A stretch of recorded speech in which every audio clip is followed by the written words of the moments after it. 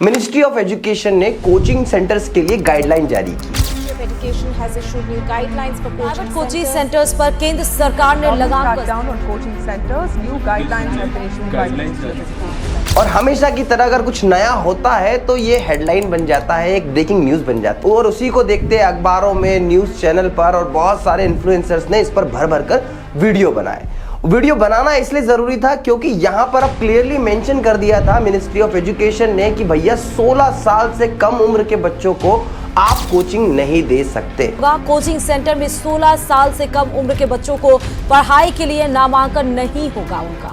फिर क्या था, बहुत सारे टीचर्स जो एक्चुअल में 8th class, 9th class, 7th class के बच्चों को पढ़ा रहे हैं काफी मायूस हो गए, काफी परेशान हो गए। और इसी बीच क्योंकि इस इंडस्ट्री का पार्ट हूँ तो मुझे बहुत सारे कमेंट्स और कॉल भी है। एक कमेंट में तो साहब ने बहुत अच्छे से क्लियरली पूछा कि भैया वो गांव में बच्चों को ट्यूशन पढ़ाते हैं जो कि 16 से कम उम्र के हैं, क्या वो अब कोचिंग उन्हें दे सकते हैं या नहीं। देखिए मेरा सटीक आंसर है इस पूरी गाइडलाइन को, इस पूरे डॉक्यूमेंट को पूरी तरीके से पढ़ने के बाद में आप अपने स्टूडेंट्स को चाहे वो 16 साल से कम है आप कोचिंग पढ़ा सकते हो।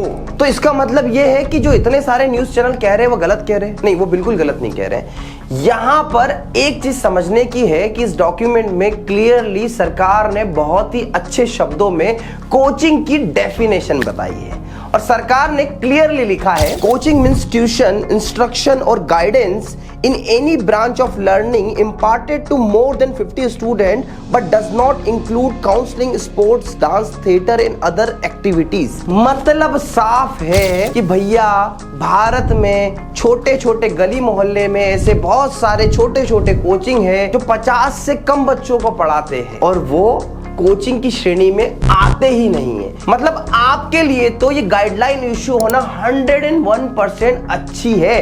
तो अगर आपके पास में 40-50 बच्चे हैं जिन्हें आप सिंपली अपने रूम में या किसी रूम को किराए पर लेके पढ़ाते हैं तो आप कोचिंग की श्रेणी में आते ही नहीं हैं, आप खुशी खुशी इस चीज को कंटिन्यू कर सकते हैं। सरकार को इससे कोई प्रॉब्लम नहीं है। ये आपके लिए गुड न्यूज है। समस्या तो उनके लिए है जो 8th और 9th के बच्चों को IAS, IPS, नीट, जेई जैसी एग्जाम क्रैक करने के सपने दिखाते हैं और उनका मेंटल स्ट्रेस इतना बढ़ जाता है।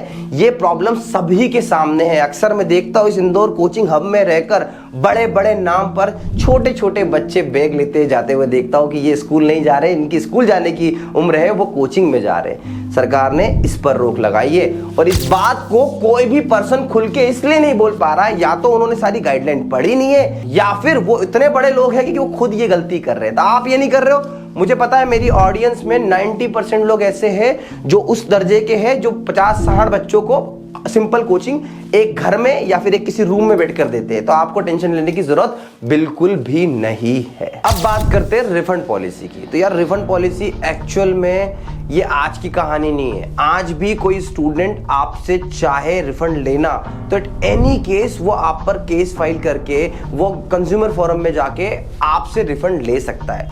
बट इस बार गाइडलाइन इश्यू हो गई है। अब उस गाइडलाइन में 2 पर्सपेक्टिव है। देखिए पहला पर्सपेक्टिव आपको समझना पड़ेगा। डॉक्यूमेंट के 8th सेक्शन फीस के 4th पॉइंट को आप देखोगे तो वहां पर क्लियरली आपको मेंशन है कि अगर कोई स्टूडेंट आपके कोर्स में एनरोल होता है और एनी पॉइंट ऑफ टाइम अगर वो इस कोचिंग को छोड़ना चाहता है तो जितने टाइम उसने पढ़ा है उतनी फीस आप कट करके उसकी रिमेनिंग फीस आपको पे करना पड़ेगी। ये एक पॉइंट यहां पर मेंशन है। वहीं दूसरी ओर इसी डॉक्यूमेंट में पॉइंट 6 के कंडीशन एंड रजिस्ट्रेशन वाले ऑप्शन में देखेंगे तो पॉइंट नंबर 2 जहां पर ये क्लियरली मेंशन है कि coaching centre shall have website with updated details, qualification, tutors course, curriculum, duration and completion, hostel facilities, fees being charge, easy exit policy, fee refund policy, number of student undertaken coaching from the center and number of student finally succeed in getting admission in higher education institution. यहां पर आपको 2 option मिले हैं कि आपको exit policy और refund policy set करना है।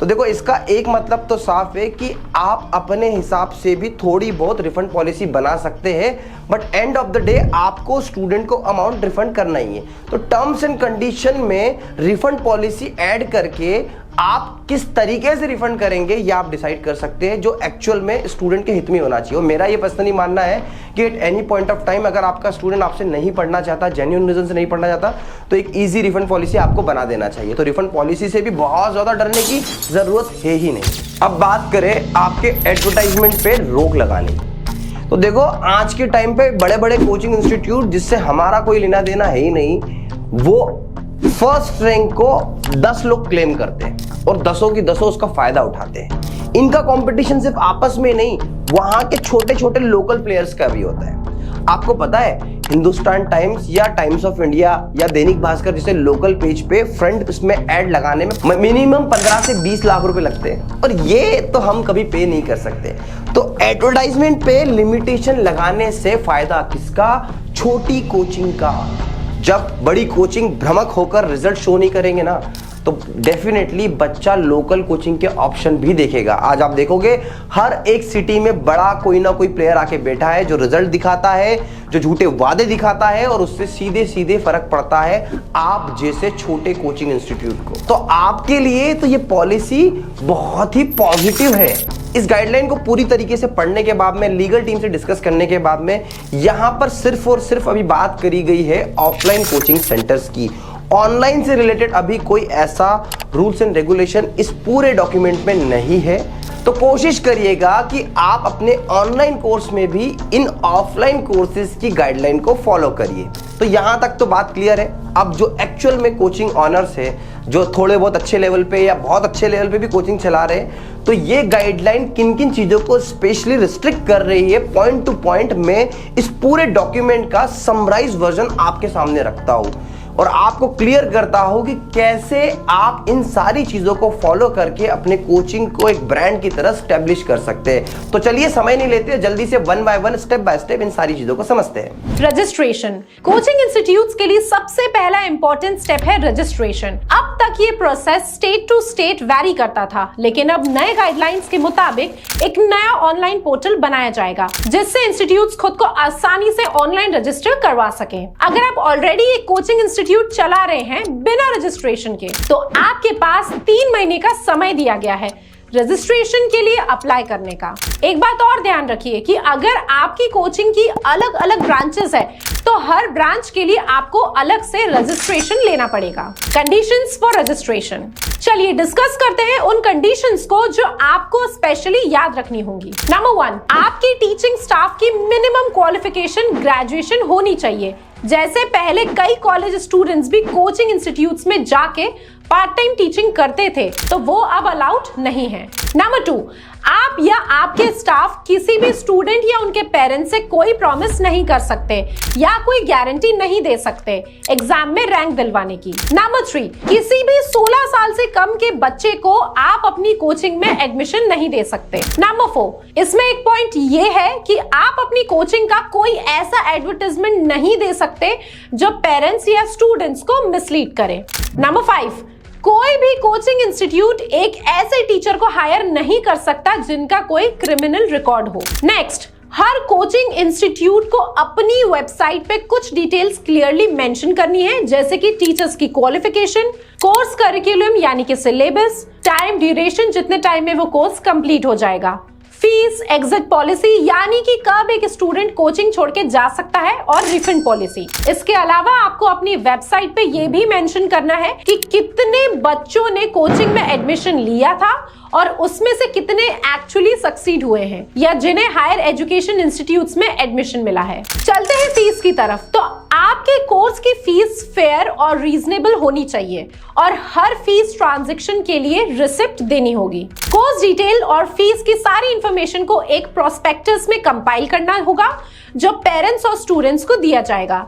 और याद रखिए कि एनरोल्ड स्टूडेंट से प्रोस्पेक्टस या नोट्स के लिए कोई एक्स्ट्रा चार्ज नहीं ले सकते। इंफ्रास्ट्रक्चर, बात करते हैं इंफ्रास्ट्रक्चरल गाइडलाइंस की। आपके कोचिंग इंस्टीट्यूट को बेसिक फैसिलिटीज देनी होगी, जैसे कि proper space, fire safety codes follow करने होंगे, मेडिकल किट्स की availability, well ventilated classrooms with proper lighting and electricity, safe drinking water and comprehensive CCTV coverage, और एक कंप्लेंट बॉक्स और रीड्रेसल कमेटी भी बनानी होगी स्टूडेंट के इश्यूज को रिजॉल्व करने के लिए। Now classes. कोचिंग सेंटर्स को ये इंश्योर करना होगा कि वो सभी कोर्सेज की क्लासेस प्रोस्पेक्टस में मेंशन टाइम में कंप्लीट करने की कोशिश करें। अगर आपकी कोचिंग के स्टूडेंट्स स्कूल भी जाते हैं तो स्कूल टाइमिंग पे क्लास नहीं हो सकती है। इसके अलावा कोचिंग्स में वीकली ऑफ्स भी होनी चाहिए। एक दिन में 5 घंटे से ज्यादा किसी भी क्लास की टाइमिंग नहीं होनी चाहिए। कोचिंग सेंटर्स को को करिकुलर एक्टिविटीज भी ऑर्गेनाइज करानी होगी ताकि स्टूडेंट्स का ओवरऑल डेवलपमेंट हो सके। Mental wellbeing. अब हम डिस्कस करेंगे कुछ इंपॉर्टेंट पॉइंट्स जो ये नई गाइडलाइंस के अकॉर्डिंग टू कोचिंग सेंटर्स को फॉलो करना चाहिए ताकि स्टूडेंट्स का मेंटल वेलबींग भी मेंटेन हो सके। कोचिंग सेंटर्स को एक काउंसलिंग सिस्टम डेवलप करना होगा जिससे स्टूडेंट्स और पेरेंट्स इजीली एक्सेस कर सकें। साइकोलॉजिस्ट और काउंसलर्स को इन्वॉल्व करना भी इंपॉर्टेंट है। कोचिंग्स को एनकरेज किया गया है कि वो स्टूडेंट्स के मेंटल स्ट्रेस और डिप्रेशन के लिए काउंसलर्स और साइकोलॉजिस्ट का सपोर्ट लें। ट्यूटर्स को भी मेंटल हेल्थ ट्रेनिंग दी जानी चाहिए ताकि वो स्टूडेंट्स को सेंसिटिव तौर पर गाइड कर सके, क्योंकि हम सब ने देखा है कि स्टूडेंट्स डिप्रेशन में आके कुछ गलत स्टेप्स ले लेते हैं और इसी चीज को रोकने के लिए मेंटल वेलबींग पे इतना फोकस किया गया है।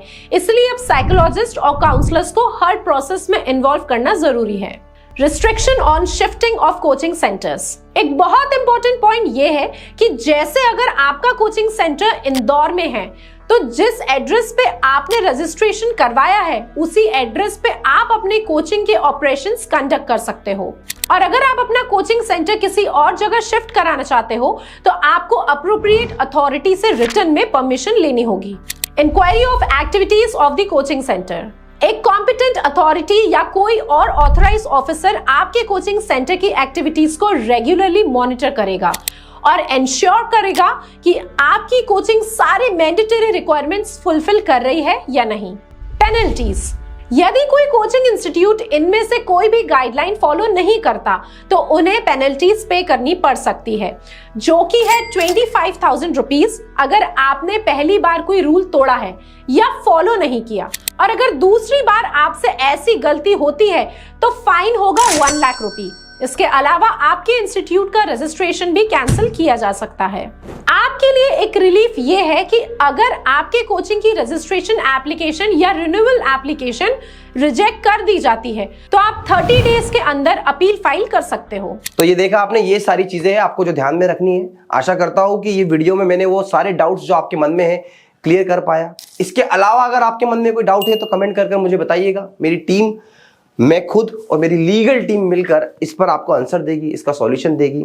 देखिए, कोई भी सिस्टम इन्वॉल्व होना आपके लिए अच्छा ही होगा, बुरा नहीं होगा। मैं इस पूरी गाइडलाइन से पूरी तरीके से सहमत हूं।